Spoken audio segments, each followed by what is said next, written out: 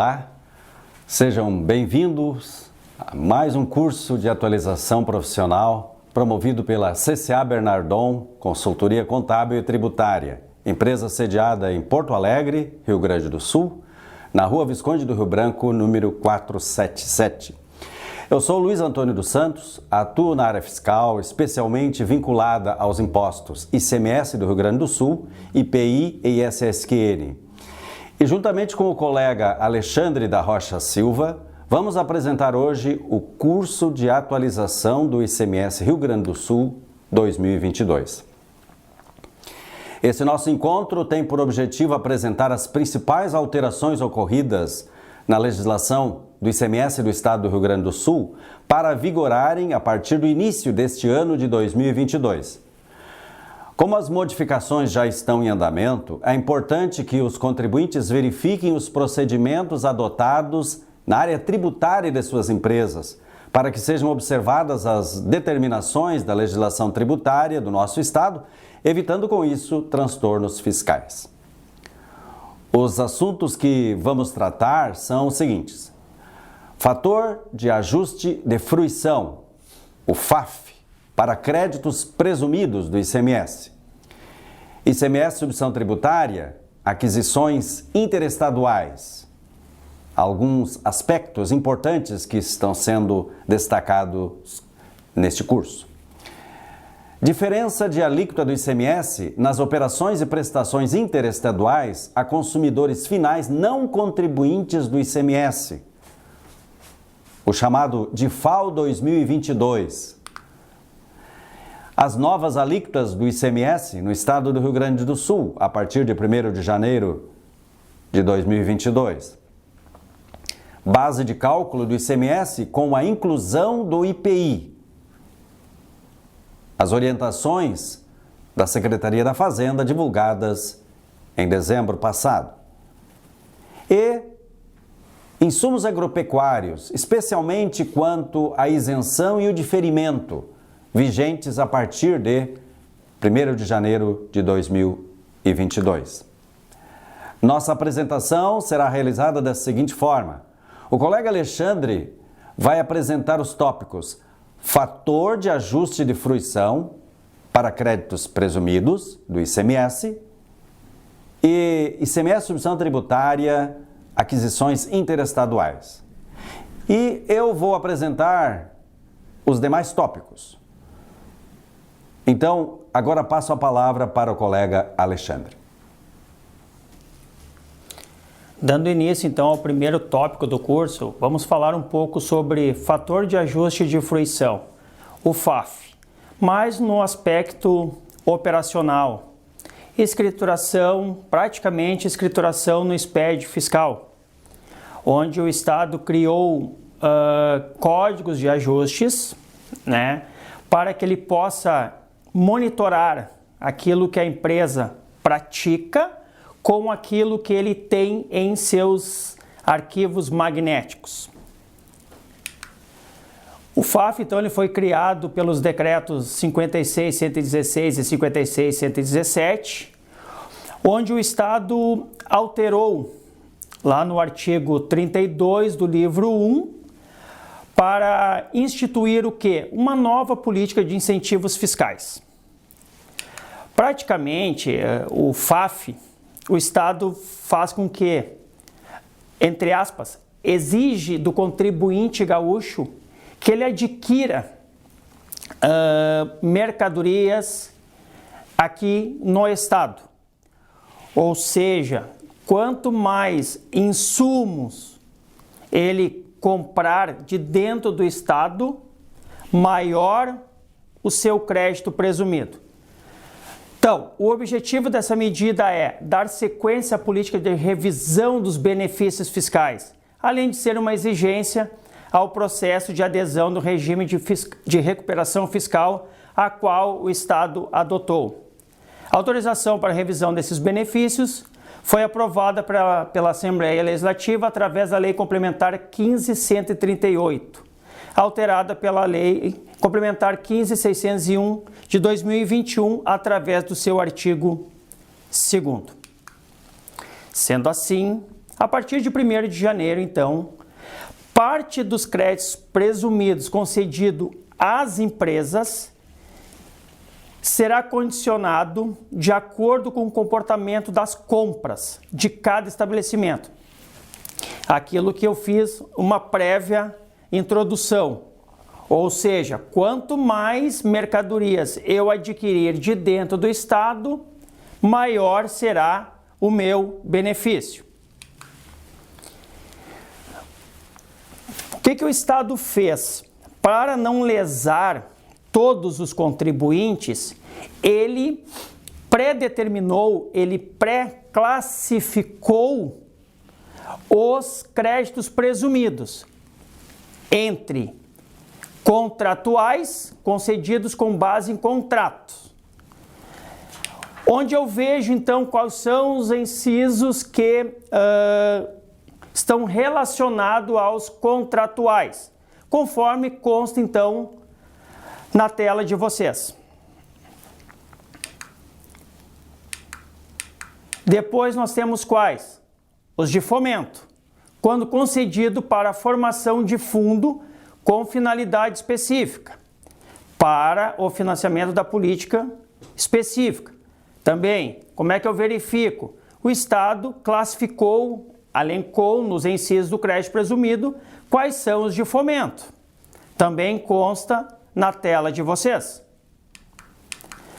Operacionais, quando concedidos com a finalidade de simplificar o cumprimento das obrigações acessórias. Também o Estado elencou, consta na tela de vocês quais são os incisos que foram classificados como operacionais.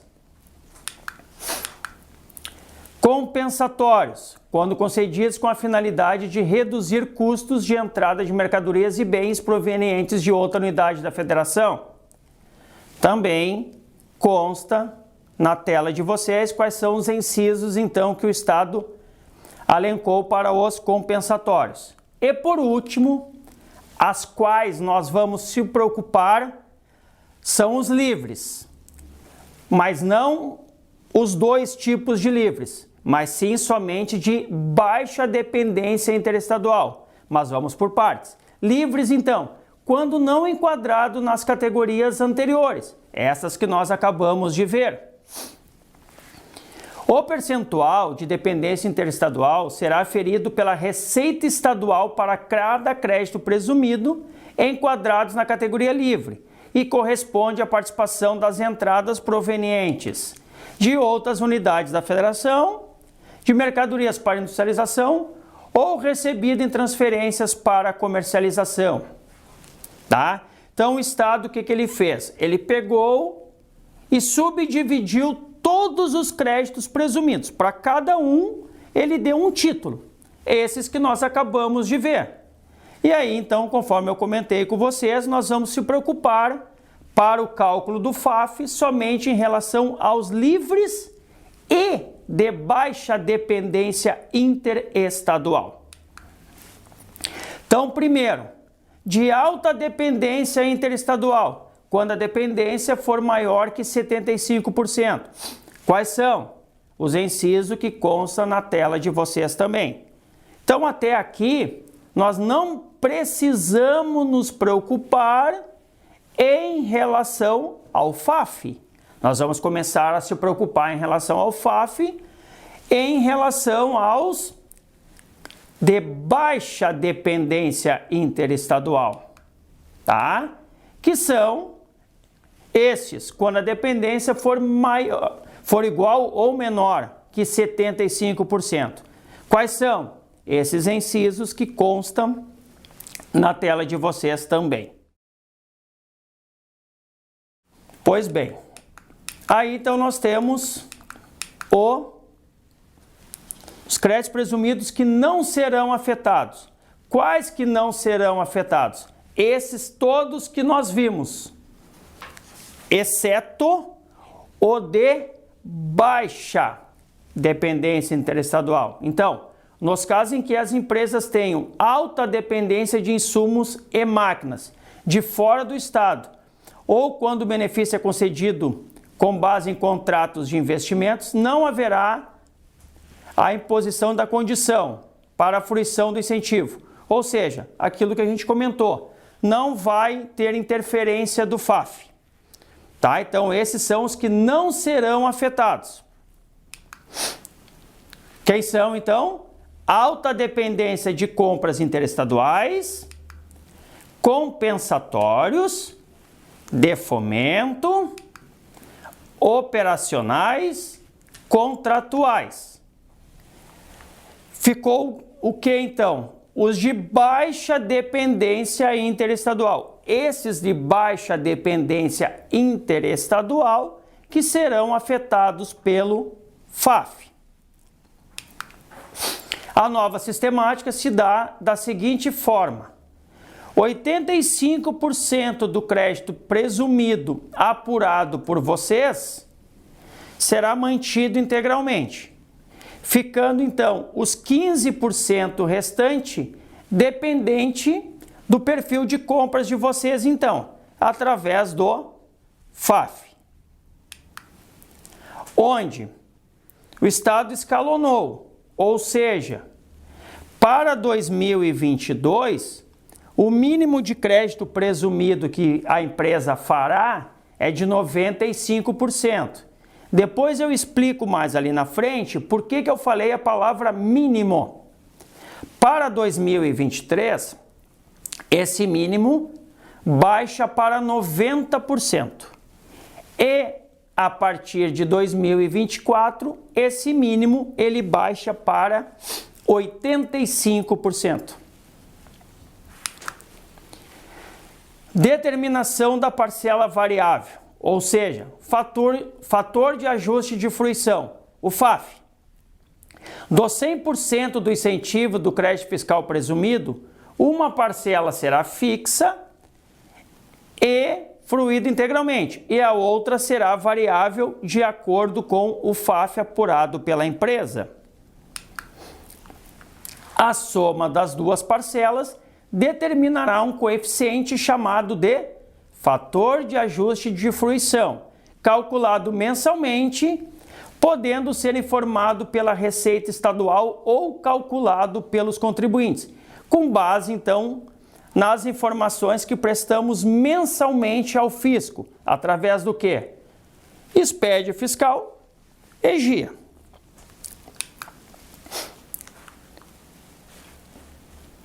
Para o FAF, então, para o cálculo do FAF, foi incluído todo um capítulo, toda uma seção no título 1, capítulo 5. Foi incluída, então, a seção 17.0 para tratar especificamente do assunto, que é o FAF. Então, para fins de enquadramento, nas subcategorias, alta dependência interestadual ou baixa dependência, o percentual de dependência interestadual de cada crédito fiscal presumido, enquadrado na categoria livre, será anualmente auferido pela Receita Estadual.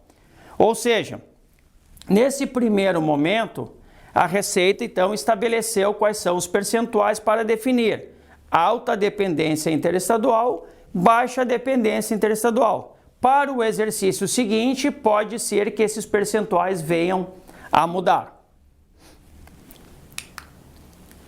A participação das entradas provenientes de outra unidade da Federação, de mercadorias para industrialização ou recebimento em transferência para comercialização e de outros bens destinados ao ativo imobilizado, sobre o valor total das entradas, considerado determinados CFOPs. Então, como é que vai funcionar?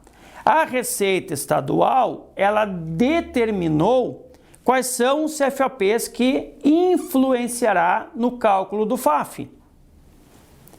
E aí ela vai fazer um comparativo entre as aquisições internas, já determinou os CFOPs, e as aquisições interestaduais e do exterior, já determinou os CFOPs e vai ter uma fórmula para isso, tá?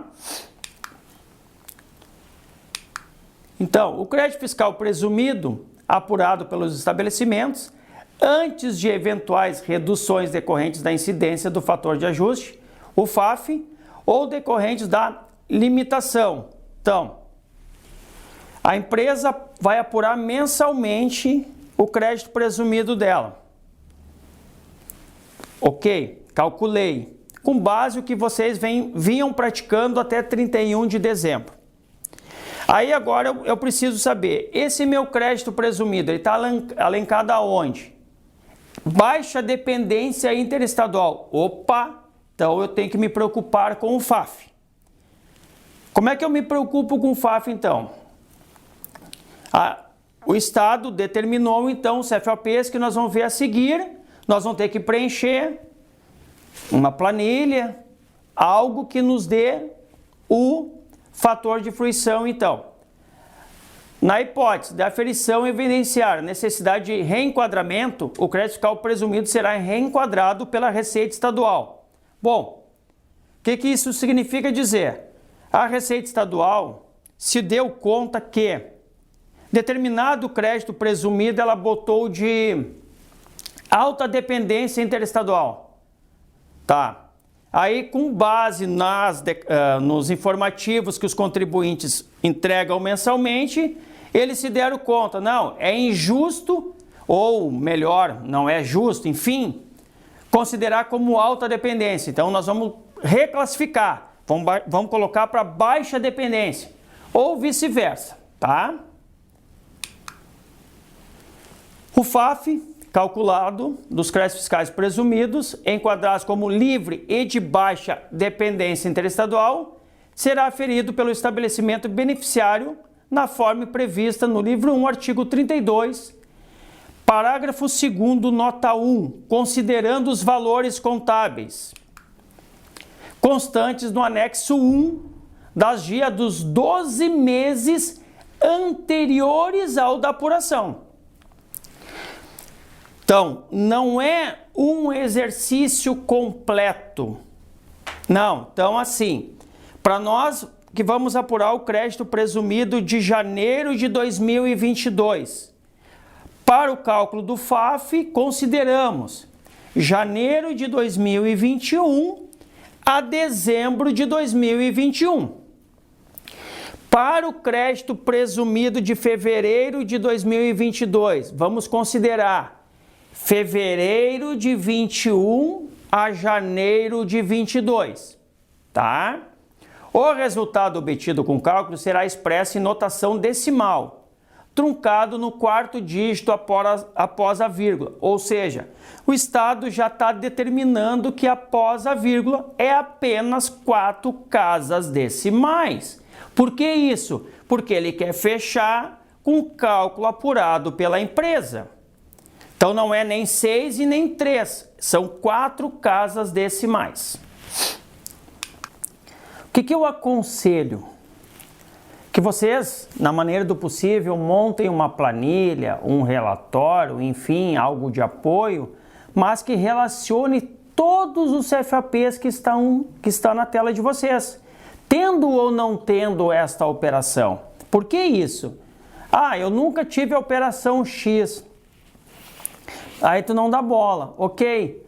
Daqui a 2, 3, 4 meses a operação X começa a ter. E aí, como vocês, normal, né?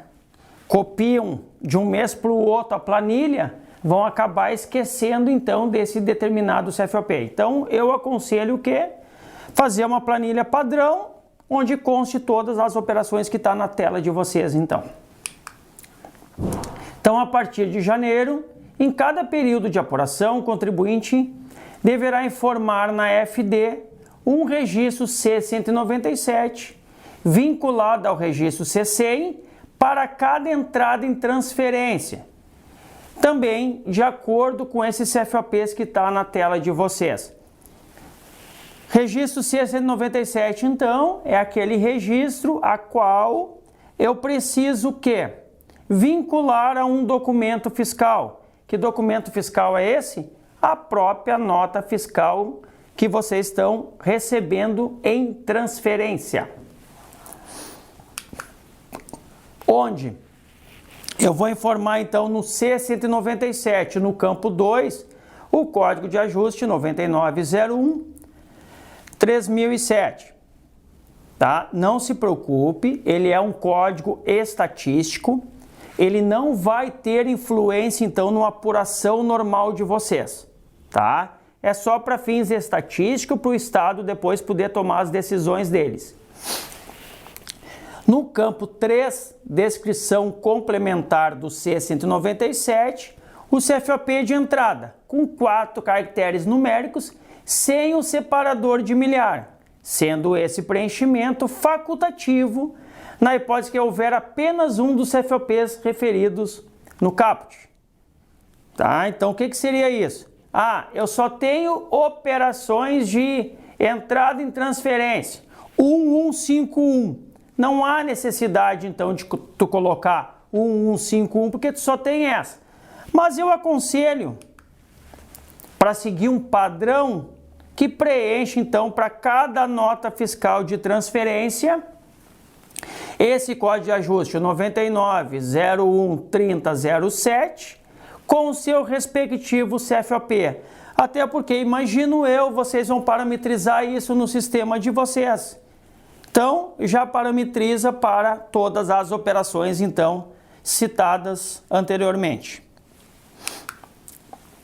No campo 8 do registro C197, o valor contábil da mercadoria recebida em transferência, vinculado a esses CFOPs que estão na tela de vocês também. Na GIA, os valores de que trata o subitem 17.2.3 C serão informados no anexo 1 da GIA, no código 7, descrito como FAF. Para os períodos de apuração do ano de 2023 e subsequentes, no cálculo do FAF serão considerados os valores das operações vinculadas aos seguintes CFOPs. Quais? Os relacionados no subitem 17.2.2, exceto quanto aos CFOPs relacionados no subitem 17.2.3, cujos valores serão substituídos pelos informados conforme o referido subitem, tá? Então, isso, na verdade, o Estado vai, a partir de 2023, ajustar os critérios para o FAF. Com base nas GIAs apresentadas pelo contribuinte, a Receita disponibilizará mensalmente no portal ECAC o FAF, que terá caráter meramente informativo. O que é isso? Imagino eu. O contribuinte vai apurar o FAF dele, 96%. O Estado vai lá e diz, olha, eu apurei, não é 96, é 95,4, tá? Mas olha o que diz ali, meramente informativo, para num passo futuro autuar a empresa. Conforme dispõe o livro 1, artigo 32, parágrafo 2º, os créditos fiscais presumidos enquadrados, então, de baixa dependência interestadual, em cada período de apuração terá seu valor limitado ao montante resultante da multiplicação do valor apurado conforme incisos desse artigo, pelo fator de ajuste de fruição, o FAF. Para fins desse parágrafo, o FAF a ser adotado será o maior valor entre o tabelado e o calculado. Então, o que o Estado fez? Ele adotou um FAF mínimo, aquilo que eu expliquei no início, onde em 2022, o mínimo de crédito presumido a ser realizado pela empresa será 95%. Em 2023, 90% e a partir de 24, 85%. Veja bem, o crédito presumido da empresa, ele vai ser então o resultado da multiplicação do quê?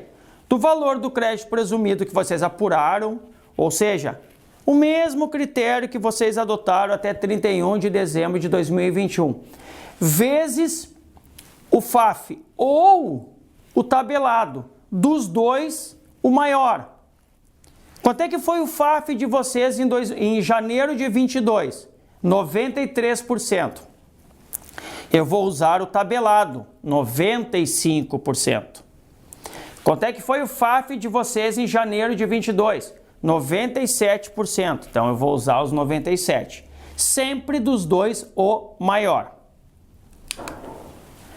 O Estado, então, determinou a fórmula. Como é que é a fórmula? Essa que consta, então, na tela de vocês. 1 menos 0,4 vezes as compras de outras unidades da federação e as compras totais.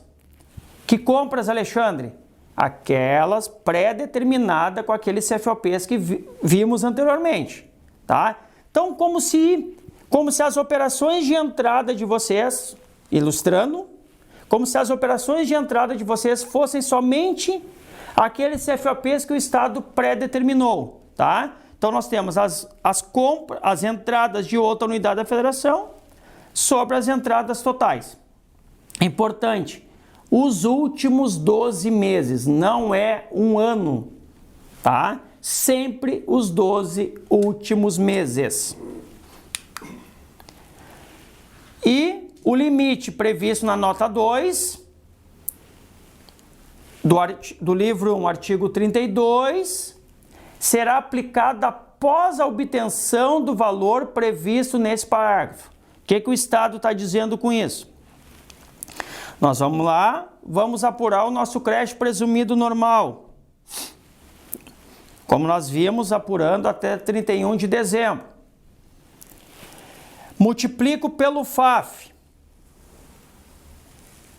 Depois eu vou ver se eu não vou ser prejudicado em função da nota 2 do 32, que é o quê?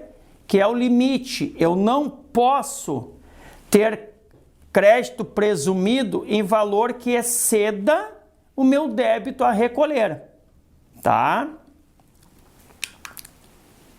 Então, para quem quer recordar, o que consta, né, no livro 1, artigo 32, nota 2, ele trata do seguinte: em cada período de apuração, o valor total de apropriação de créditos fiscais presumidos pela empresa fica limitado ao valor do imposto por ela devido, antes da apropriação, considerando como imposto devido a diferença entre o total dos saldos devedores e o total dos saldos credores de todos os estabelecimentos da empresa localizados no Rio Grande do Sul, bem como os valores de ICMS próprio recolhidos no período, relativamente a pagamentos antecipados na ocorrência do fato gerador. Para que isso? Para evitar os famosos planejamentos tributários. Compro tudo por um estabelecimento A, vendo tudo pelo B, porque o meu crédito presumido ele é relacionado às operações de vendas, tá?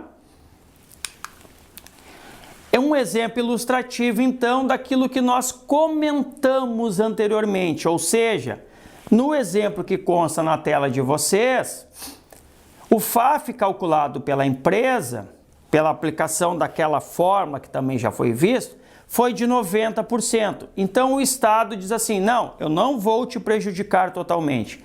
Para o exercício 2022, eu vou te possibilitar um crédito presumido mínimo de 95%. Tá? Por outro lado, eu apurei agora um FAF de 96,67%. Também o Estado não vai prejudicar a empresa. O mínimo é 95%. Como eu apurei 96,67%, prevalece o maior, 96,67%. Então aqui nós temos dois exemplos ilustrativos que, aplicando a fórmula que ela tratada anteriormente, chega-se nesses percentuais. Desta forma, um estabelecimento que compra todos os seus insumos e máquinas de fornecedores gaúchos teria um FAF de 100%, crédito presumido integral, sendo 85% relativo à parcela fixa, mais os 15% da parcela variável. Por outro lado, um estabelecimento que adquire apenas uma parte dos seus insumos, máquinas de fornecedores gaúchos, terá os 85% da parcela fixa mais um percentual da parcela variável, então. Escrituração, então, de tudo isso que nós tratamos até agora, no SPED fiscal, onde literalmente o Estado quer tudo muito bem informado para ele, para que ele tenha apenas um cuidado, comparar aquilo que nós informamos, aquilo que nós declaramos, com aquilo que o Estado, com base no seu banco de dados, vai apurar também. Então, a partir de janeiro de 22, em cada período de apuração, para os créditos fiscais presumidos de baixa dependência interestadual. Então, aquilo que nós vamos tratando. Vamos somente se preocupar com os créditos presumidos de baixa dependência interestadual. O contribuinte deverá informar no registro E115 da FD o seguinte. O que é o registro E115? Para quem não está muito familiarizado com a FD, é o registro a qual a gente informa, então, quanto é que foi as nossas operações não incidente, isenta, base de cálculo reduzida, que a gente informa através de códigos de ajuste, que acaba alimentando, então, os anexos da GIA. Anexo 5A, anexo 5B. Então, vamos ver que tipo de informações o Estado, então, vai exigir do contribuinte.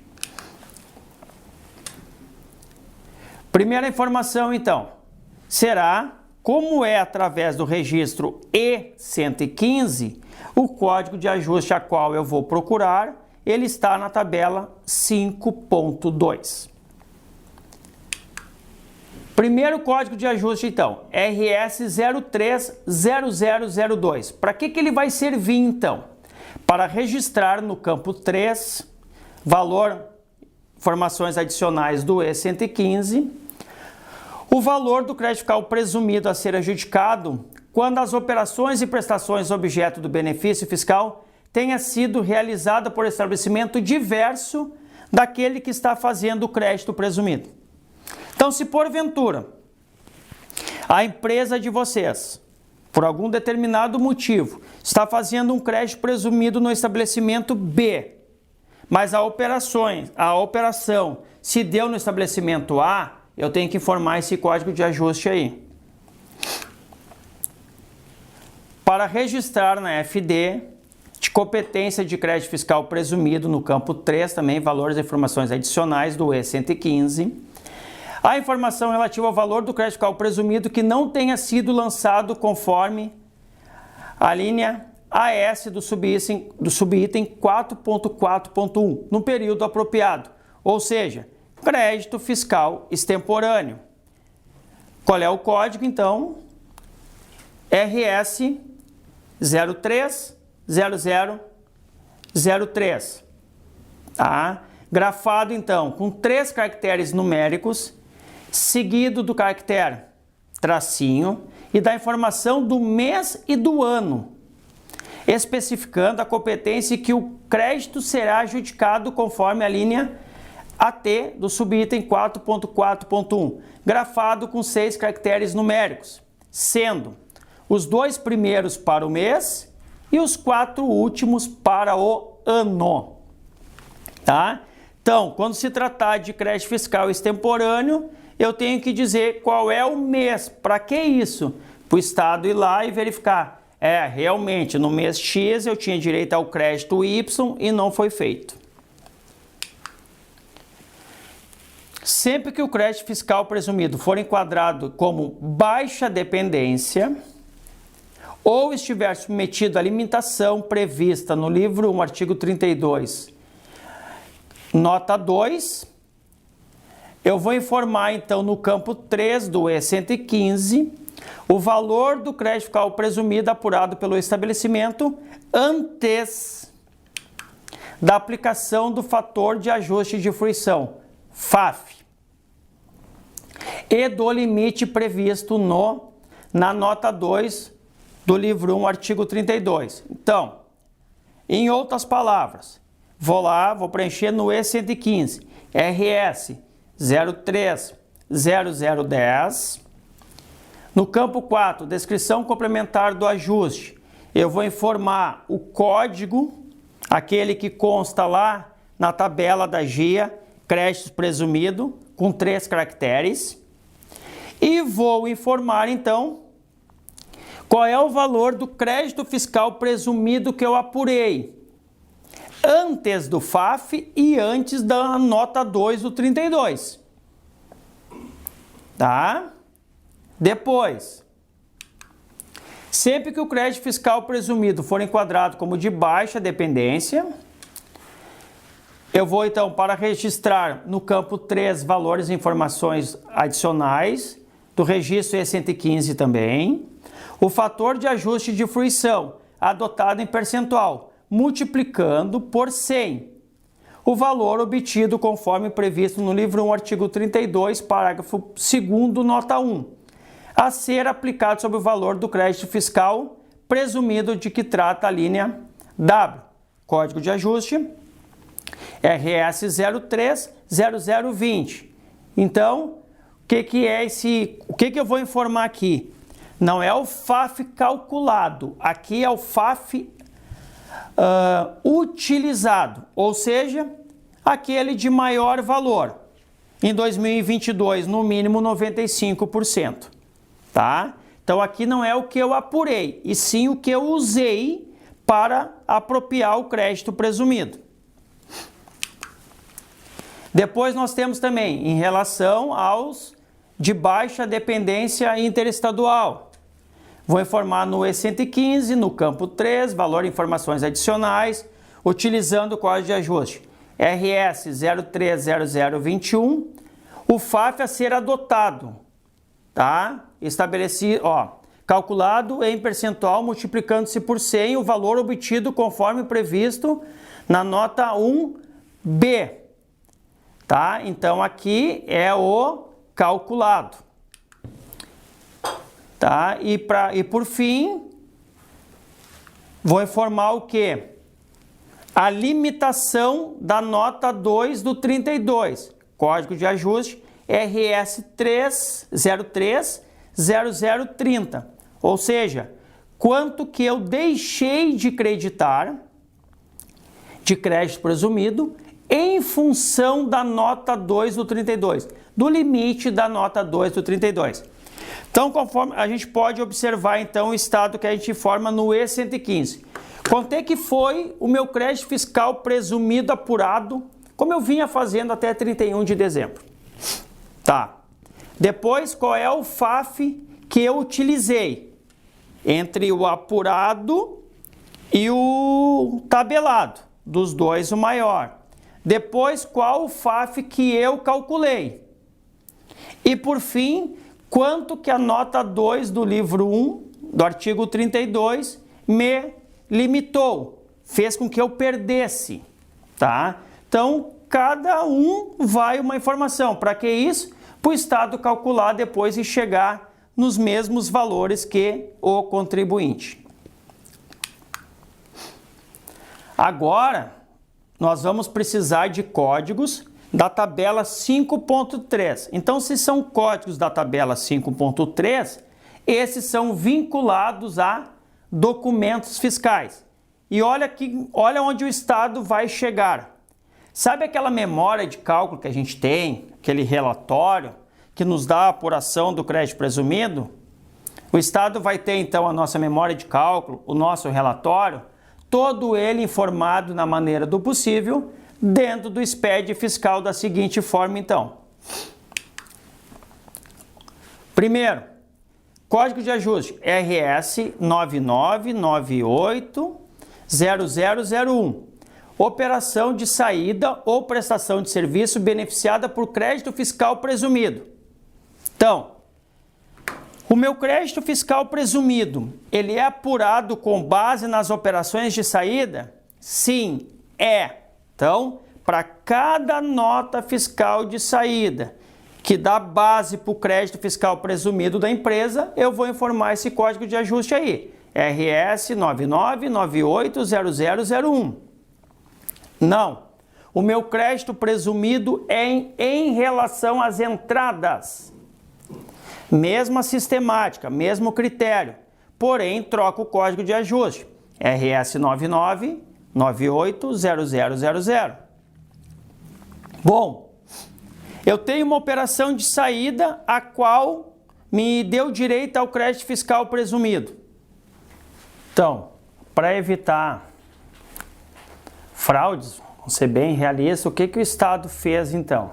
Ele criou um código de ajuste, o RS 99980003, nos casos em que vocês recebem mercadoria em devolução. Que mercadorias são essas? Aquelas que vocês venderam e tiveram crédito fiscal presumido em função da operação de saída. Agora vocês estão devolvendo, estão recebendo em devolução. Pode ser recusa no verso da nota fiscal, pode ser nota fiscal emitida pelo próprio cliente, não importa, tá? Então cuidem nesses casos de devolução que o Estado quer que vocês informem, então, que é para estornar o crédito presumido que vocês fizeram no mês passado, ou no retrasado, enfim. E nesta mesma linha de raciocínio, agora é o contrário. Meu crédito presumido é em função das compras, eu estou dando uma saída em devolução, tá? Então segue a mesma linha de raciocínio. O que muda? O código de ajuste, que passa a ser o RS 99980002. Então, todos esses códigos de ajuste vistos até agora, correspondente à tabela 5.3, nós vamos utilizar o registro C197 no SPED fiscal, então. E onde nós vamos informar, toda vez que eu usar esses códigos de ajuste que nós tratamos agora, referente à tabela 5.3, eu vou informar no campo 4 do C197, o código do item, quando o crédito fiscal presumido estiver vinculado à circulação de determinadas mercadorias.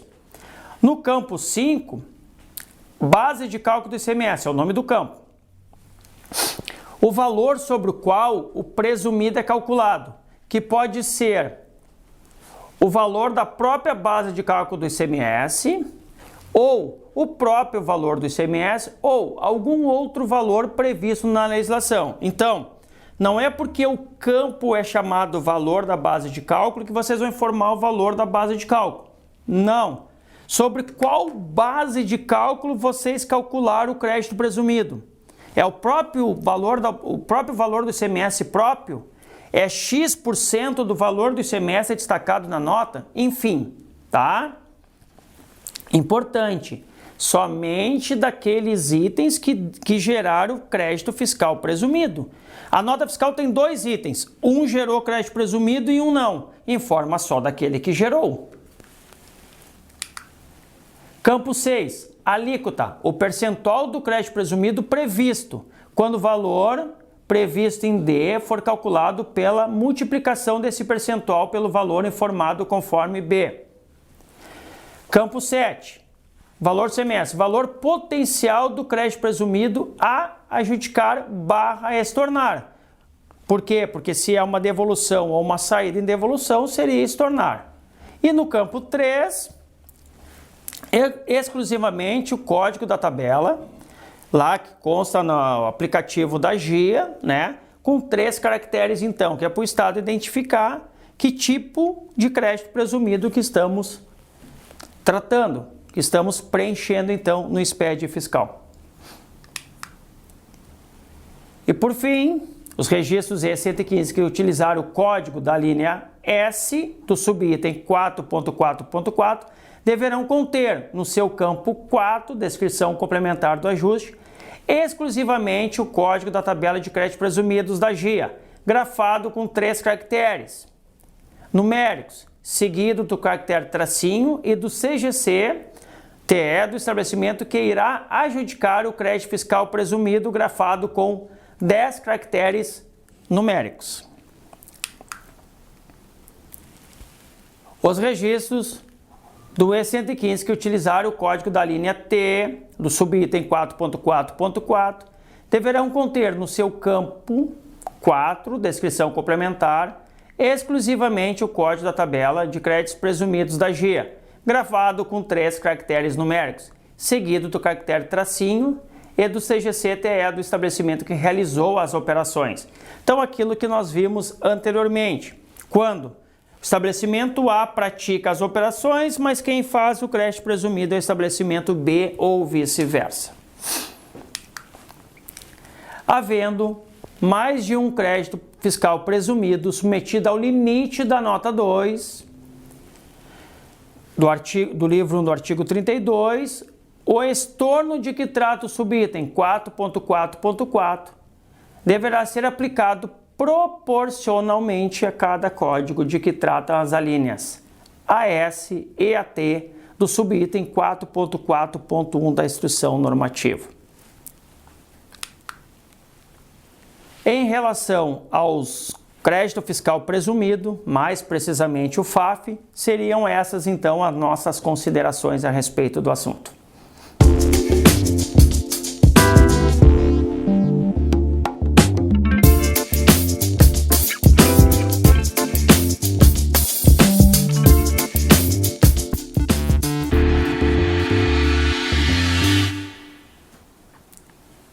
O próximo tópico, então, diz respeito ao quê? As aquisições interestaduais com mercadorias com substituição tributária. Quando?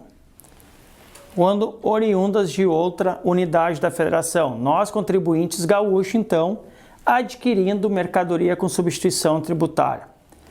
O que acontece? Toda vez que nós abrimos o aplicativo da GIA, então, nós nos deparamos, né, com uma informação, uma tela, né?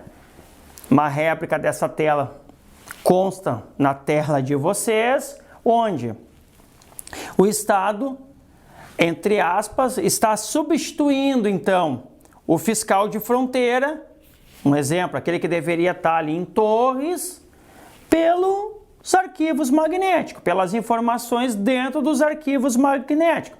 Por isso que ele chamou de, ali ó, Posto Fiscal EFD. Então, PF, não é a Polícia Federal, PF, Posto Fiscal EFD, tá? Então, resumindo, o que o Estado fez? Ele criou 3 códigos de ajustes novos. Para quê? Para o contribuinte que, ao adquirir mercadorias sujeitas à substituição tributária, oriunda de outra unidade da federação, tá? Com base no livro 3º, artigo 53A, o Estado quer que nós informamos, então, nós contribuintes gaúchos, o quê? Quando que foi pago? Qual é o valor que foi pago? Qual é a nota fiscal? Ok?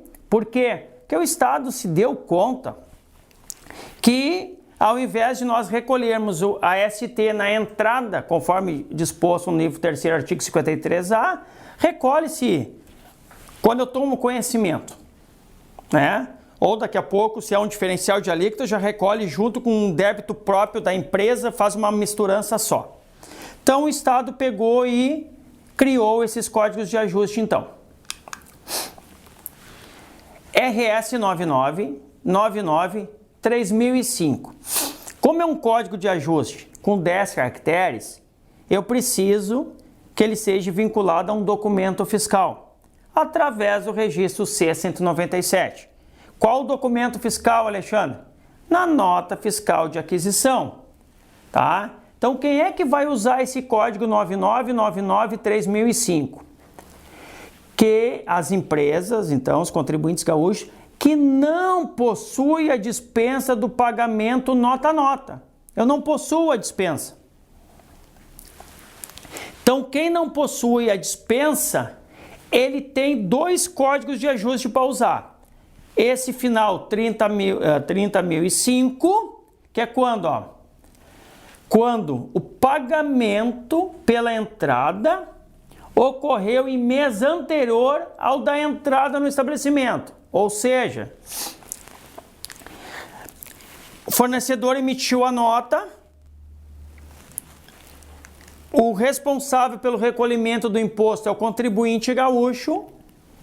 Ele recolheu, então, 31 de janeiro, segunda-feira.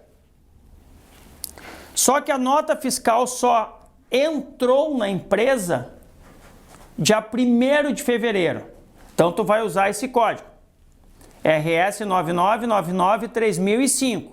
Por quê? Porque o pagamento ocorreu em janeiro e a nota em fevereiro. Então, quando vocês forem registrar essa nota de compra, informe esse código de ajuste, então. Tá? Por outro lado, se vocês pagaram dia 31 de janeiro e escrituraram a nota em janeiro, ou pagaram dia 2 de janeiro e escrituraram a nota em janeiro, dentro do mesmo mês de competência, aí o código de ajuste muda para RS 9999-3006. Para quem? Para quem não possui a dispensa, aquele que tem que recolher nota a nota. E para aqueles que possuem a dispensa, então somente para aqueles que possuem a dispensa, o código de ajuste é RS 9999-3009, tá? Como a empresa possui a dispensa, ela recolhe dia 9 do mês seguinte com todas as operações normais dela. Então, escritura todas as notas de janeiro para quem possui dispensa nesse código de ajuste, então. Importante, esses códigos de ajuste são meramente estatísticos, devendo ser informados nas notas fiscais de entrada das mercadorias sujeitas a ST, então, com a incidência desse imposto, utilizando para isso o registro C197 e não terá influência, então, no registro E210, que é a apuração do ICMS ST. Aí o livro terceiro, artigo 53E, trata então dessa dispensa que eu posso solicitar, então, essa dispensa para não pagar nota a nota e sim pagar todas as operações, né? Todos os ICMS ST devido num único vencimento. E por fim, então, as orientações do Estado referente a essas operações são as seguintes. Mercadoria para revenda. Por quê? Por que para industrialização não? Porque, como regra geral, mercadoria para industrialização não tem substituição tributária.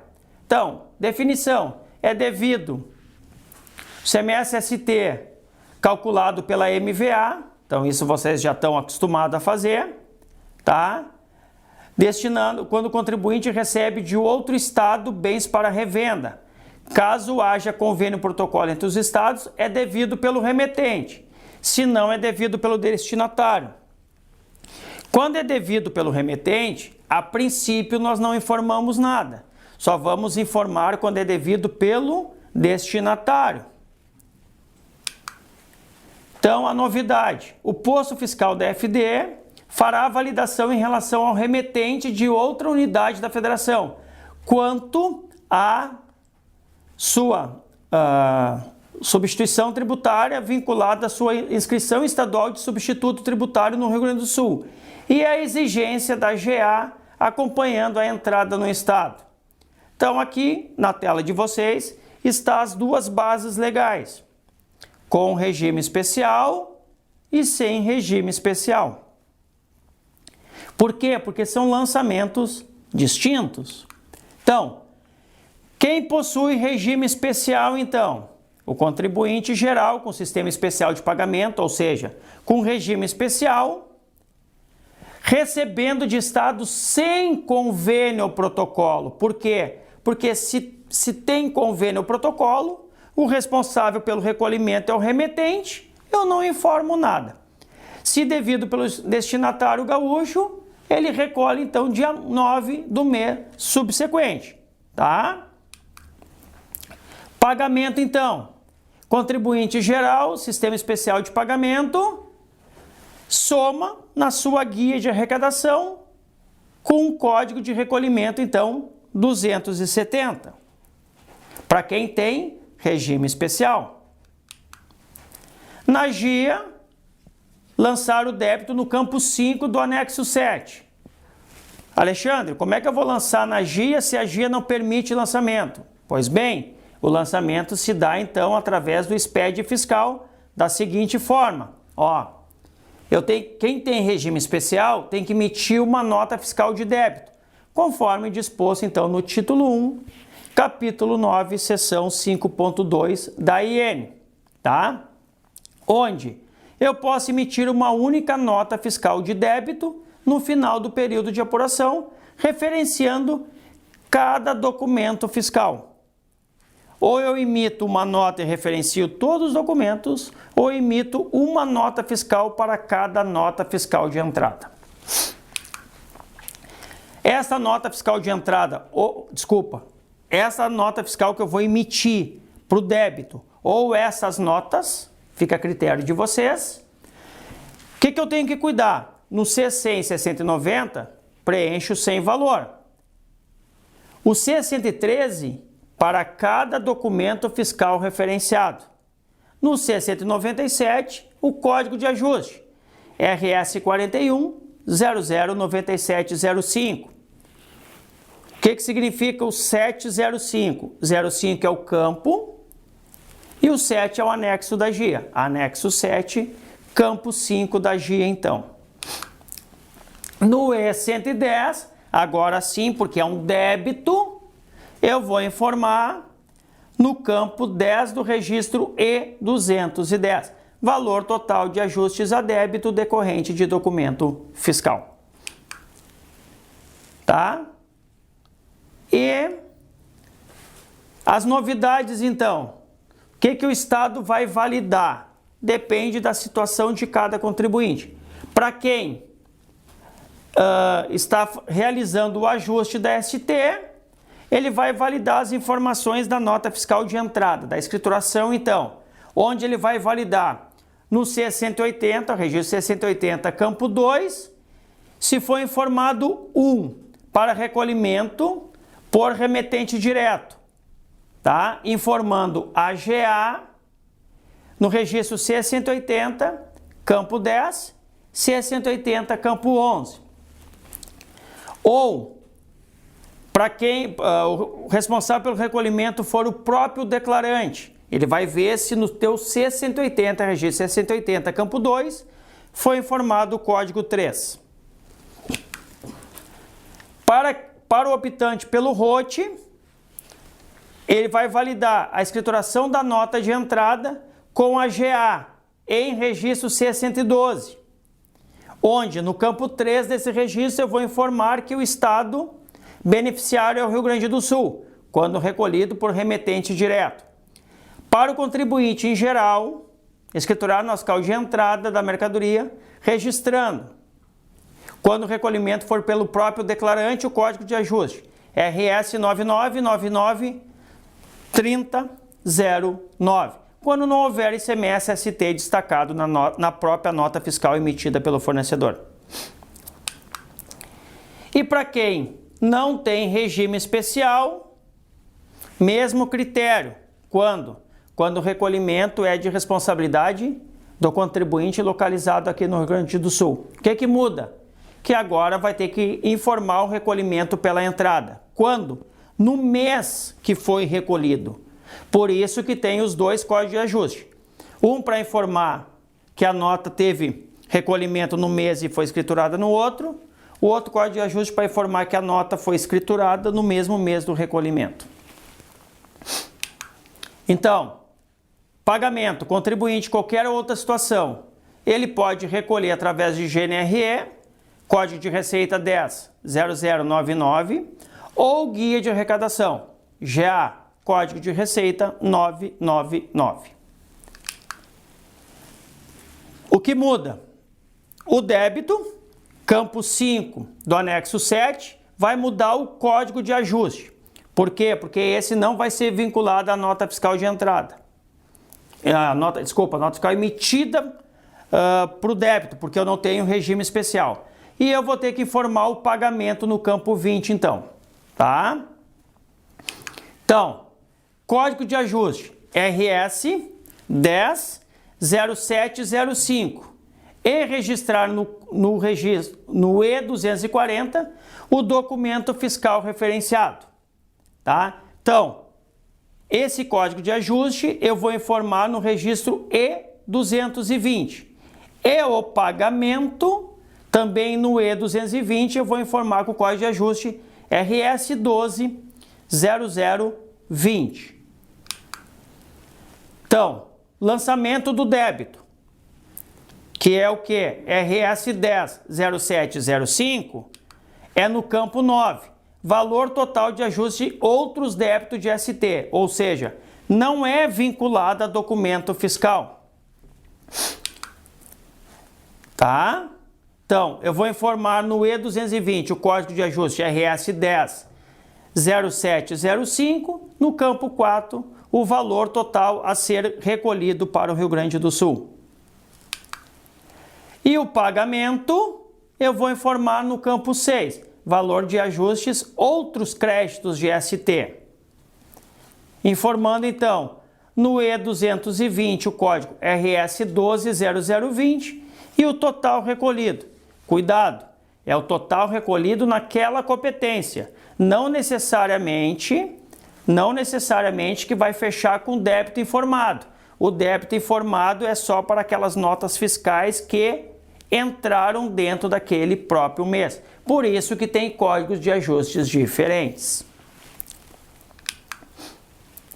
E a novidade, então, é para quem está realizando o ajuste da ST, mesmo critério. C180, campo 2, informa 1, quando remetente direto. Observando, então, os dados da GA em registro C180, campo 10 e campos 10 e 11. Para o ajuste da ST escriturar, nota fiscal de entrada, atentando-se para o C180, campo 2, 3, quando recolhido pelo próprio declarante, informando então os dados da GA no registro C180, campos 10 e 11.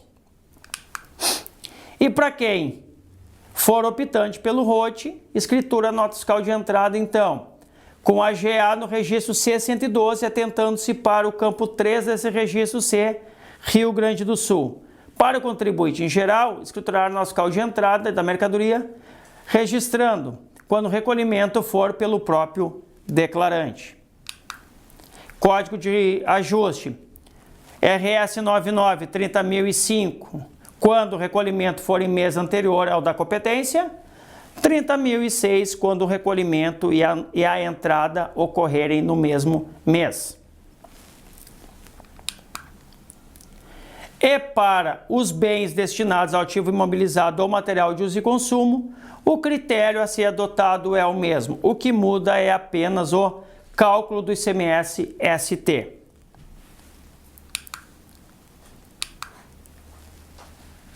Da minha parte, então, seriam essas as informações que eu queria transmitir para vocês.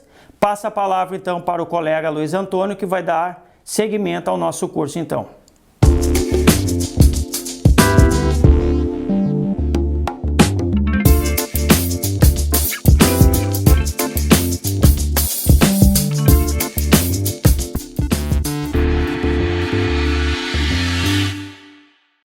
Então, dando continuidade ao nosso curso de atualização do ICMS Rio Grande do Sul 2022, então passamos agora para um assunto muito recorrente e que ainda está tendo uma grande repercussão nacional, que é o diferencial de alíquota nas operações interestaduais quando o destinatário é não contribuinte do ICMS. Com a emenda constitucional 87 de 2015, foi implementado no Brasil a cobrança do diferencial de alíquota do ICMS nas operações e prestações interestaduais destinadas a não contribuinte do imposto.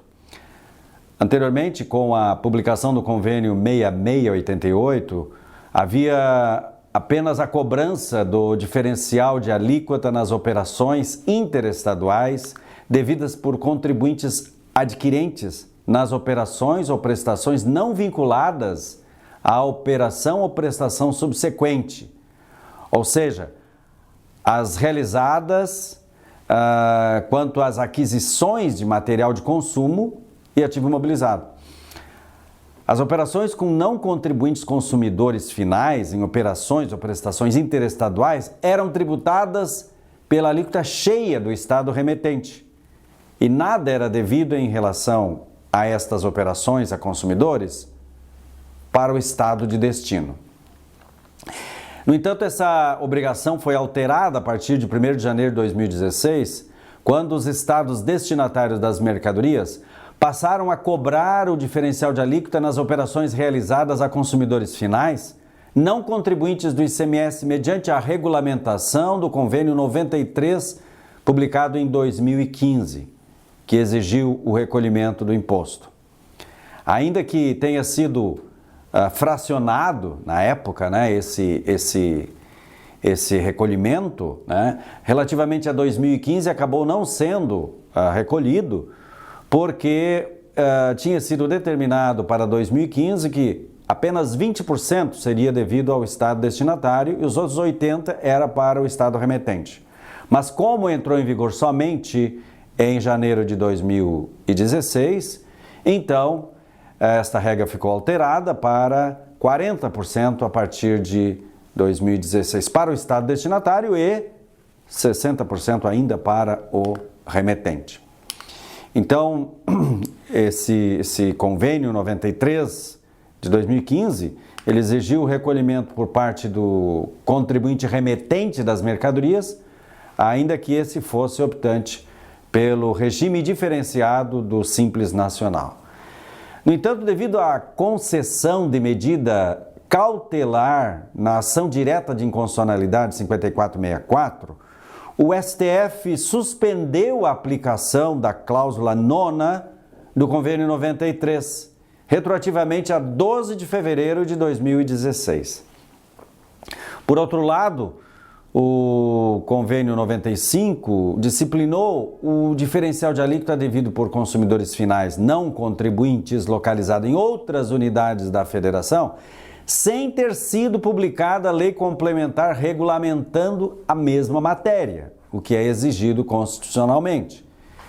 Em plena, então, desobediência ao disposto no artigo 146, inciso 3º, e artigo 155, parágrafo 2º, inciso 8º da Constituição Federal de 88. Então, por esse motivo, o STF declarou inconstitucional as cláusulas 1ª, 2ª e 3ª, 6ª e 9ª do Convênio 93 de 2015, através, agora, da ação direta de inconstitucionalidade do ano passado, 5469, conforme a decisão publicada no dia 4 de março de 2021. Ao modular os efeitos, o Supremo Tribunal Federal determinou que a decisão somente gerasse efeitos a partir de 1º de janeiro de 2022, possibilitando que fosse promulgada a lei complementar até 31 de dezembro de 2021. E assim os estados destinatários destas mercadorias, então, teriam o recolhimento adequado e constitucional deste diferencial quando destinado a não contribuintes de outra unidade da federação.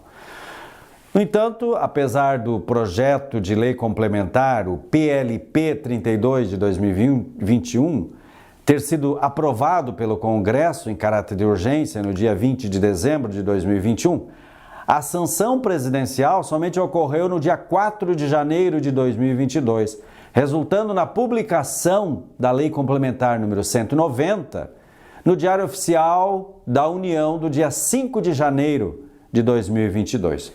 Com isso, foram introduzidas as alterações da Lei Candir, a Lei Complementar 87 de 96, que tratam do diferencial nas operações e prestações interestaduais destinadas a não contribuintes do ICMS. Mas devido ao fato da Lei Complementar 190 ter sido publicada somente no dia 5 de janeiro de 2022, temos conhecimento de que a Associação Brasileira da Indústria de Máquinas e Equipamentos, a ABIMAQ, protocolou no dia 14 de janeiro de 2022 ação direta de inconstitucionalidade no Supremo para contestar a cobrança desse diferencial sendo cobrado ainda em 2022. A entidade representativa das indústrias de máquinas argumenta que é necessário obedecer ao princípio constitucional da anterioridade anual ou geral, segundo o qual uma lei que instituiu ou aumenta o valor de um imposto só pode produzir efeitos no ano seguinte ao da sua publicação, considerando ainda que a Constituição também prevê a anterioridade nonagesimal, ou seja, o prazo de 90 dias para a exigência do tributo. De outra parte, também temos conhecimento de que o governo do estado de Alagoas também protocolou no STF, agora no dia 21 de janeiro de 2022, ação direta de inconstitucionalidade, a ADI 7070, com pedido de liminar, contestando a determinação de que a cobrança do tributo só será retomada 3 meses após a criação de um portal com as informações necessárias ao cumprimento da obrigação tributária nas operações e prestações interestaduais. Ou seja, o artigo 24A, parágrafo 4º, inserido pela Lei Complementar 190 na Lei Candir. O Estado de Alagoas também refuta a Lei Complementar 190, que ela tem efeito somente a partir de 2023, considerando que ela foi editada apenas para atender à exigência do STF quanto ao formato da regulamentação legal, sem inovar a relação tributária ou majorar alíquotas. Ainda sustenta que o tributo é cobrado desde 2015, o que dispensaria a exigência constitucional da noventena e da anterioridade anual.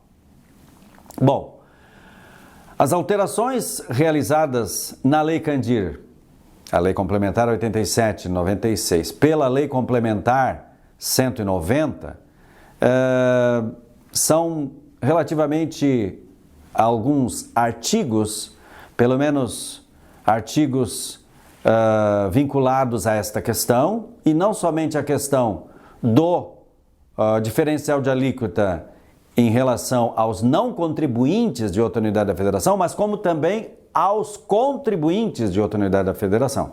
Porque em termos de lei complementar 87/96 havia certas falhas ainda, mesmo em relação ao imposto devido, a título de diferencial, quando o destinatário é contribuinte e adquire mercadorias para consumo ou ativo imobilizado. Então, estas alterações, elas estão dispostas, então, na Lei Complementar 190, alterando, então, o artigo 4º, acrescentando o parágrafo 2º, tratando sobre contribuinte do ICMS.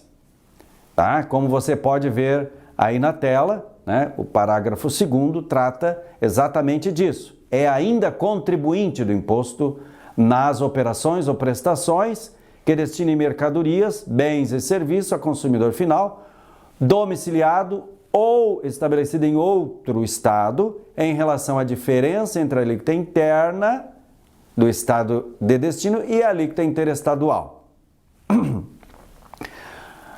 Então, o destinatário da mercadoria, bem ou serviço, na hipótese de contribuinte. Era uma falha que tinha na lei complementar, porque este imposto está sendo cobrado desde 1989. O remetente da mercadoria, ou bem, ou prestador de serviço, na hipótese de o destinatário não ser contribuinte do imposto. Esta é a novidade. Bom, veja-se que foi definido como contribuinte o remetente da mercadoria na hipótese de o destinatário não ser contribuinte do imposto, enquanto que o destinatário será o sujeito passivo quando for contribuinte do imposto. A alteração definiu a sujeição passiva de ambos os casos, na hipótese de o destinatário ser consumidor final domiciliado ou estabelecido em outro estado, contribuinte ou não do imposto, excluindo a responsabilidade tributária do não contribuinte. Já no artigo 11, foi acrescentado o inciso 5 para, em relação ao diferencial de alíquota, estabelecer o local da operação ou da prestação para os efeitos da cobrança do imposto e definição do estabelecimento responsável. Aí na tela você vê então a descrição do inciso 5. No artigo 11 foi acrescentado o parágrafo 7º para definir o estado ao qual deve ser recolhido o diferencial de alíquota, quando o adquirente determina que a mercadoria seja entregue ou o serviço tenha fim em estado diferente daquele em que estiver localizado o estabelecimento ou estabelecido o adquirente ou o tomador do serviço, algo que por anos foi objeto de dúvidas dos contribuintes, porque envolvendo 3 estados. Veja na tela também a descrição ou a transcrição deste parágrafo 7º. Ainda no artigo 11 foi acrescentado ainda o parágrafo 8º, tratando do fato gerador e da utilização da alíquota interna do estado de origem, no caso de diferença de alíquota nas prestações de serviço de transporte interestadual de passageiro. Veja na tela o parágrafo 8º, com os seus incisos 1 e 2. No artigo 12 foram acrescentados os incisos 14, 15 e 16, dispondo quanto ao momento da ocorrência do fato gerador do diferencial de alíquota exigido de contribuintes e quando o destinatário ou o tomador não for contribuinte. Então, as duas situações. Isto, o artigo 12, que diz: considera-se ocorrido o fato gerador do imposto no momento. Aí você tem a descrição aí na tela dos incisos 14, 15 e 16. O inciso 13 define o momento da ocorrência do fato gerador na prestação de serviços de transporte destinado a contribuinte do ICMS, sem mencionar o momento da ocorrência do fato gerador nas entradas de mercadoria em estabelecimento de contribuinte do imposto. Agora, o inciso 15 veio para ajustar essa falha na Lei Candir, a Lei Complementar 87/96. Já no artigo 13, foram acrescentados os incisos 9º e 10 e alterados os parágrafos 1º e 3º, bem como acrescentados parágrafos 6º e 7º, dispondo sobre a base de cálculo do diferencial de alíquota do ICMS nas operações e prestações interestaduais destinadas a contribuintes e a não contribuintes, sanando assim, novamente, a falha na Lei Candir. Você tem, então, na tela, o artigo 13, com os incisos 9, 10 e parágrafos 1º, 3º, incisos 2 e parágrafo 6º, inciso 1 também. Com isso, todos os estados deverão adotar a base de cálculo do diferencial de alíquota, atendendo ao princípio do imposto de que o seu valor integra a sua própria base de cálculo. Não foi exposta uma fórmula como o contribuinte deve calcular, porém a redação já indica o cálculo por dentro, conforme alguns estados brasileiros já adotam em suas legislações regulamentares. Assim, para estabelecer a base de cálculo na operação ou prestação no estado de origem, nas operações em que o adquirente for contribuinte, o parágrafo 6º está levando em consideração a alíquota interestadual para o estado de origem, enquanto que para o DIFAL, o cálculo do DIFAL, será utilizada a alíquota interna do estado de destino. Quando o adquirente for um não contribuinte, para estabelecer a base de cálculo da operação ou prestação, o parágrafo 7º determina a utilização da alíquota prevista para a operação ou prestação interna no estado de destino. Depois, no artigo 20A, foi acrescentado para esclarecer que o crédito do ICMS admitido para a operação própria do contribuinte remetente deve ser deduzido apenas do débito correspondente ao imposto devido ao estado de origem. Ou seja, não é admitido o abatimento do débito relativo ao diferencial de alíquota nas operações ou prestações a não contribuintes de outra unidade da federação. Por uma coisa lógica, até mesmo pelo princípio do imposto de ser não cumulativo. Veja na tela, então, a descrição ou transcrição do artigo 20A. Quanto ao artigo 24A, ele determina que os estados e o Distrito Federal divulguem em portal próprio as informações necessárias ao cumprimento da obrigação tributária principal e acessória nas operações e prestações interestaduais. Veja na tela, então, o artigo 24A e seu parágrafo 1º e incisos. O convênio número 235 instituiu, então, em decorrência desse artigo 24A, instituiu o Portal Nacional do DIFAL não contribuinte, ou seja, o diferencial de alíquota devido ao estado de destino, quando o destinatário é um não contribuinte do imposto. Estabelecendo a incumbência, então, da Secretaria da Fazenda do Estado do Rio Grande do Sul, virtual, no caso a Cefaz Virtual, RS, como responsável por manter e prestar essas informações destinadas ao cumprimento das obrigações tributárias principal e acessória de todos os estados.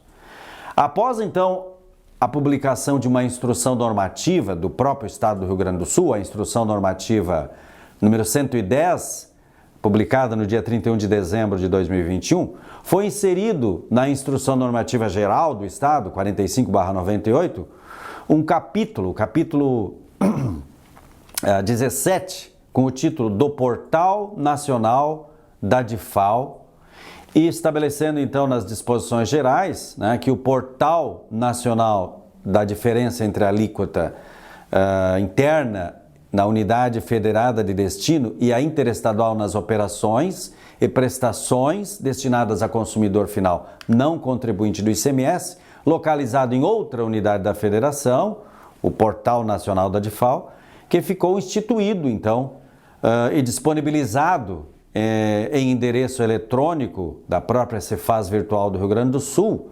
difal.svrs.rs.gov.br, destinado a prestar as informações necessárias ao cumprimento das obrigações tributárias, principal e acessória, conforme determina o convênio número 235 de 2021.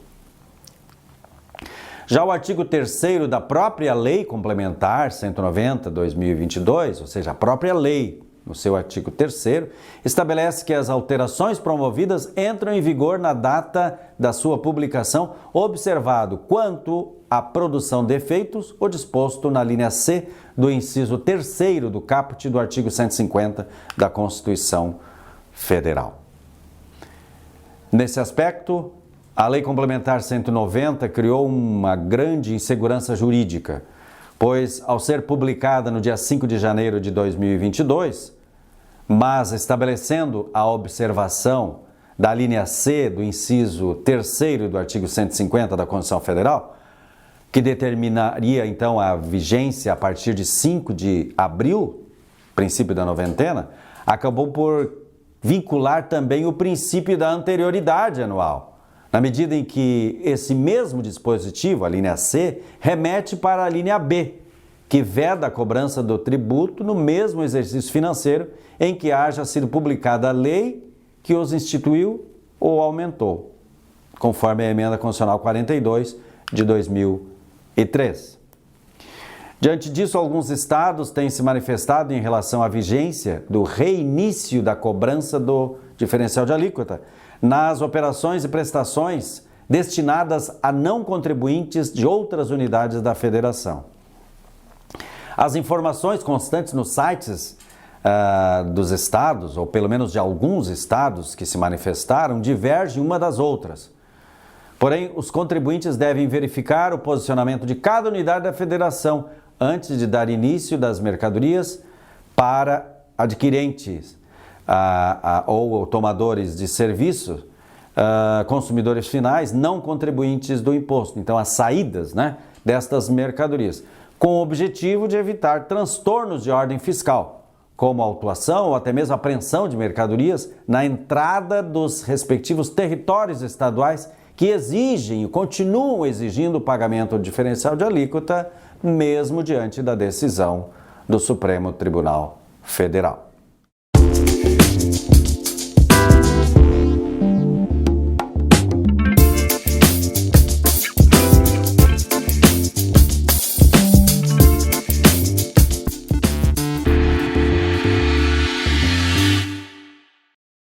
O próximo tópico que vamos tratar são, apenas para relembrar, né, novas alíquotas de ICMS do Rio Grande do Sul a partir de 1º de janeiro de 2022.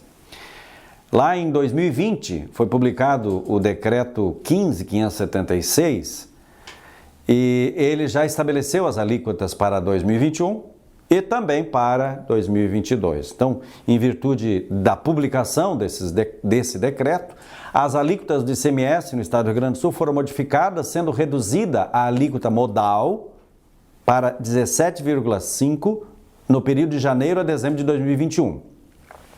E agora, a partir de 1º de janeiro de 2022, essa alíquota modal, ou alíquota geral, ou para as demais mercadorias, né, caiu para 17%, retornando ao patamar de 2015. Então, nós salientamos que é muito importante, né, observar as novas alíquotas, até mesmo pelos reflexos que tem sobre o preço das mercadorias, né, e também a própria fiscalização, a partir de 1º de janeiro de 2022. Então, verifiquem mesmo nas operações passadas se foi realmente tributado a 17% e tomem as medidas adequadas para regularização, caso haja tributação a maior. Então, essa alíquota de 17% para as demais mercadorias, ela está prevista lá no artigo 27, inciso 1, nota, né? Mas também tem outras alterações, por exemplo, a alíquota de 25% para operações com energia elétrica, combustíveis e prestação de serviços de comunicação. A regulamentação dessas alíquotas ocorreu através do artigo 4º do Decreto 55.692 de 2020, ainda em 2020, no Diário Oficial do Estado do dia 30 de dezembro, mediante a publicação das alterações 5418 e 5419 do regulamento, que tem a redação que você pode verificar na tela. Então, tivemos a alíquota de 17%, que eu já comentei, a alíquota de 30%, né, que está, então, definida, né, tem ainda 20% para no período de 2016 a 31 de dezembro de 2023, né, e de 18% no período de 1º de janeiro de 2024, quando se tratar de refrigerantes, né, e outras situações em que deve ser observado no artigo 27 e também no apêndice 1 do regulamento, né, as alíquotas de modo geral que estão sendo cobradas, né, por parte do Estado na saída de mercadorias e prestação de serviços sujeitas ao imposto. Então, diante da importância, né, da aplicação das alíquotas a partir de 1º de janeiro de 2022, nas operações com mercadorias e serviços, como eu já comentei, recomenda-se então que sejam revisadas as alíquotas constantes do cadastro de produtos dos contribuintes.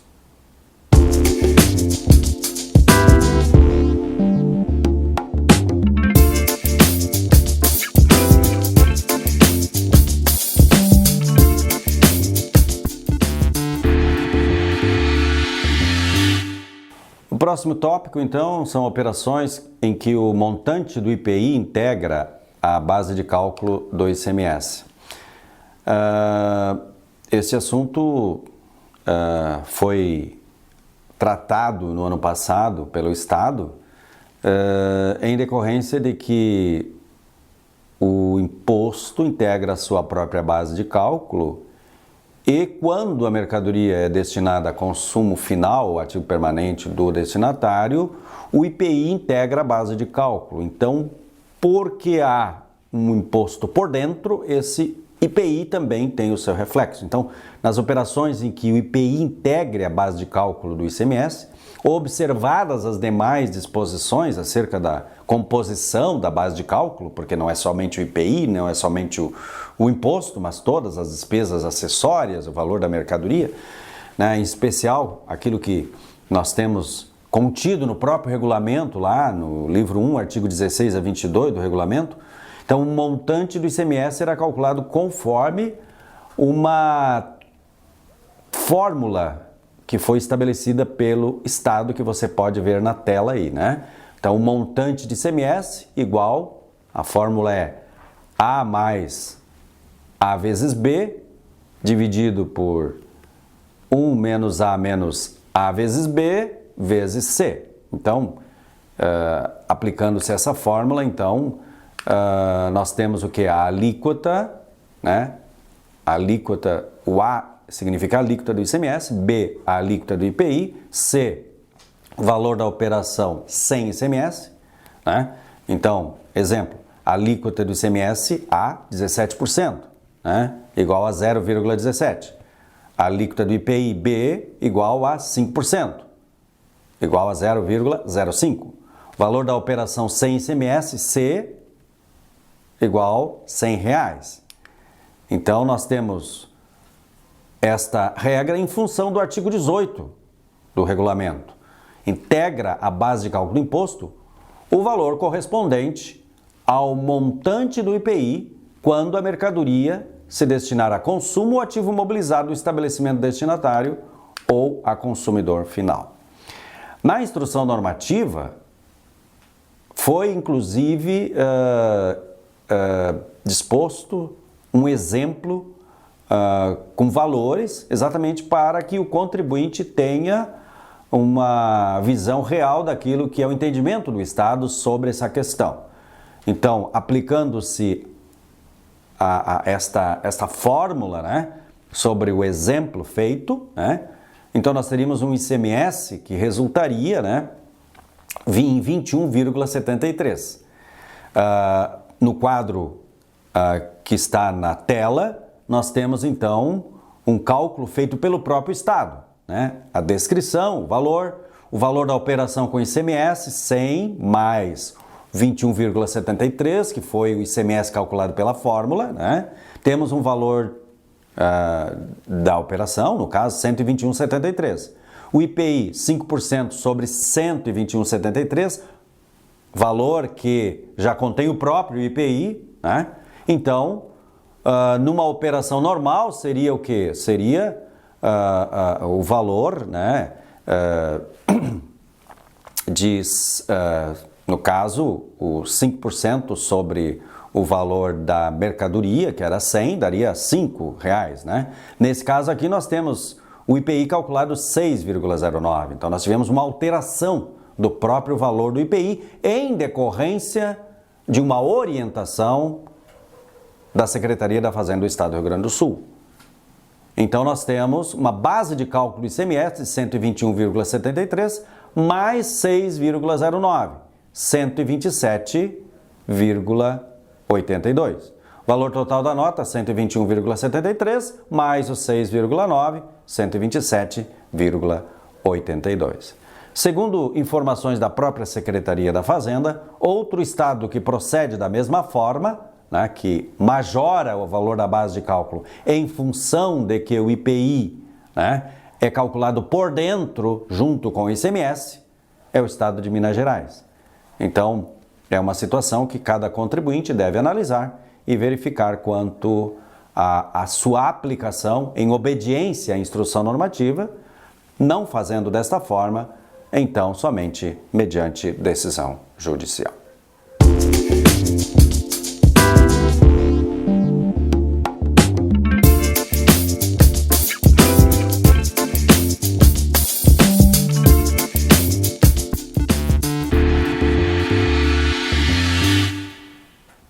Por último, agora vamos tratar de um tópico que tem causado muito transtorno na vida dos contribuintes, que se envolvem com insumos agropecuários, né? Houve alterações na legislação no ano passado, né? Que afetaram, obviamente, os produtores rurais, as fábricas de rações, fabricantes de fertilizantes, importadores de fertilizantes, né? Então nós tivemos, alterações vinculadas aos insumos ou produtos agropecuários quanto à isenção e diferimento.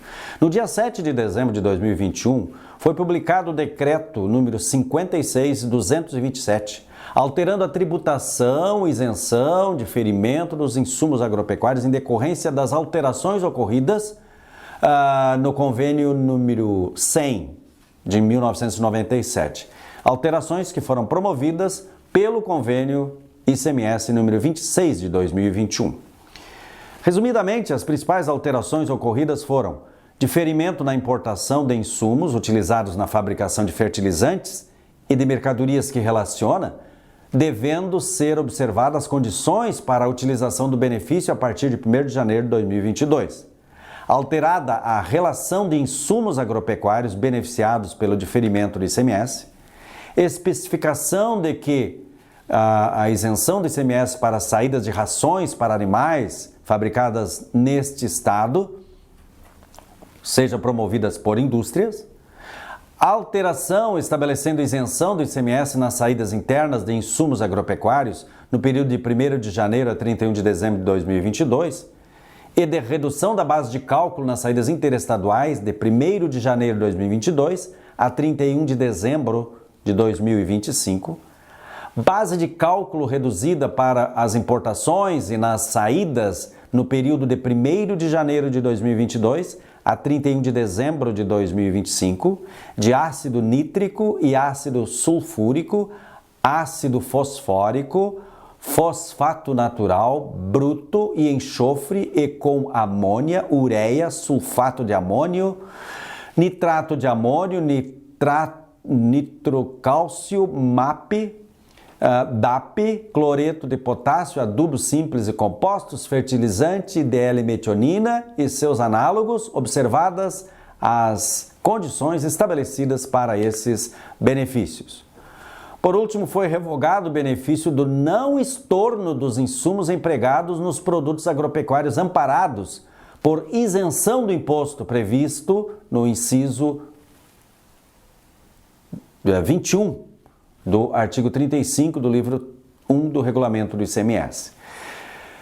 Agora, em 24 de dezembro de 2021, foi publicado o decreto 56.268, tratando do mesmo assunto, mas realizando ajustes técnicos nas alterações introduzidas pelo decreto 56.227, especialmente em relação ao diferimento estabelecido para os produtos agropecuários e insumos para fabricação ou importação de fertilizantes, rações para animais, inclusive nas saídas de rações para animais preparadas por produtor rural, nas transferências a estabelecimento produtor do mesmo titular ou nas remessas a outro estabelecimento produtor em relação ao qual o titular remetente mantenha contrato de produção integrada. No entanto, permaneceram amparados apenas pela isenção do ICMS diversos insumos agropecuários, inclusive os farelos de trigo, farelo de soja, farelo de arroz. Estes ficaram sujeitos ao recolhimento do ICMS de responsabilidade pelo imposto diferido nas saídas das indústrias produtoras destes insumos agropecuários. Por quê? Porque os grãos são adquiridos ao abrigo do diferimento, seja de produtor, de cooperativa, vem o abrigo do diferimento. E o débito de responsabilidade pelo diferimento do imposto, ele está atrelado à não exigência do estorno dos créditos. A partir do momento em que ficou revogado o inciso que mantinha os créditos, automaticamente passou a ser exigido o recolhimento do imposto diferido pelo produtor ou pela cooperativa ou outras empresas para estas indústrias que produzem, por exemplo, farelo de trigo, farelo de soja, farelo de arroz, né, farelo de canola, enfim, produtos que agora passaram a ser somente isento com este decreto de dezembro de 2021. Ocorre que, diante de contatos feitos com a Fazenda das próprias entidades, né, houve uma reversão dessa situação mediante a instituição do diferimento também para esses produtos que agora estavam apenas com a isenção. Então, por esse motivo, foi publicado no dia 11 de janeiro o Decreto 56.307, com efeitos retroativos a 1º de janeiro de 2022, alterando os incisos 36 e 37 da seção 1 do apêndice 2 do regulamento do ICMS, para estabelecer o diferimento do ICMS para os produtos agropecuários que estavam beneficiados apenas pela isenção do ICMS, não integrada agora mais com o não estorno dos créditos pelas entradas, das matérias-primas e outros insumos. Assim, então, foi admitido o diferimento nas saídas das mercadorias quando destinada à alimentação animal ou emprego na fabricação animal e de ração animal.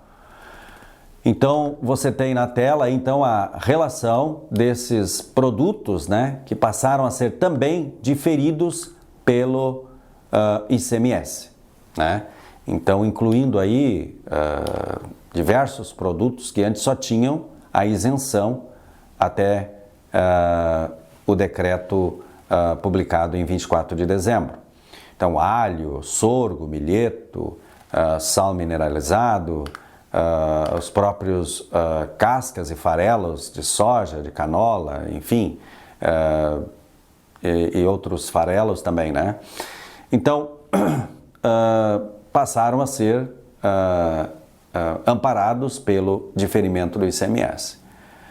Também, então, poderá ser diferido o imposto nas saídas dos insumos, né, de fertilizantes, né, e nas saídas de farelos e tortas de soja, canela e outros no período de 1º de janeiro a 31 de dezembro de 2022. Já os insumos para fertilizantes, seria então realizado este diferimento, né, ou concedido diferimento no período de 1º de janeiro de 2022 a 31 de dezembro de 2025. Com isso, a utilização da isenção do ICMS prevista no artigo 9º, inciso 8º, linha F, em substituição ao regime de tributação normal, passou a ser facultada nas saídas de mercadorias de produção própria destinada à alimentação animal ou ao emprego na fabricação de ração animal, promovida por indústrias.